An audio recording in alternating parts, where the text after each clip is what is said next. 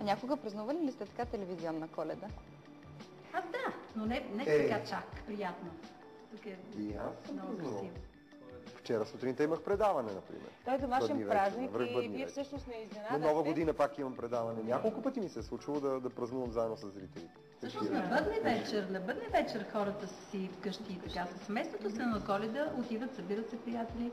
А вие как така решихте да не посетите, да не изненадате? На нас ни е също много приятно. Съм сигурна, че нашите зрители е много приятно. Все пак поводът, че се върна в България след толкова много години е приятен. Да, и на мене също. На мене също, само дето ми липсва малко детенце, но тя разбра, че всъщност аз имам така доста работа, която ще ми изпълни душевно и затова ми прости, че ще отсъствам тази година. Това е за първа година всъщност. И така. Аз се радвам пък, че съм в моята родина, сред приятели. Ти ни изненада с нещо. В началото каза, че на български не знаеш как се пее песента Тиха нощ, свята нощ, не знаеш на гръцки. Да, знам и на гръцки, и на английски, да. Значи на гръцки беше така. Агия нихта се прозменун, ме хараи християни, ке ме пистияни нуне, тонте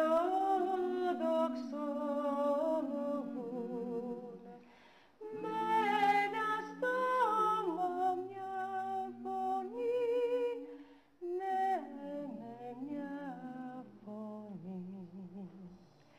А как е на български? Дайте сега да ви... Добре, да пеем. Хайде да пеем на български, да, хайде. Ти дай то. Тиха нощ. Също, да. Тиха нощ.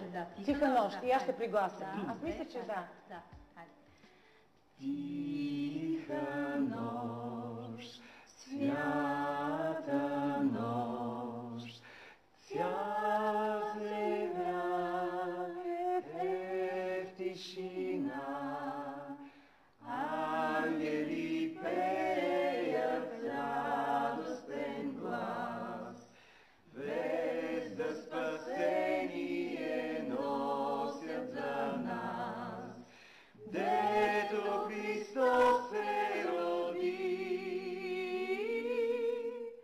дето Христос се роди.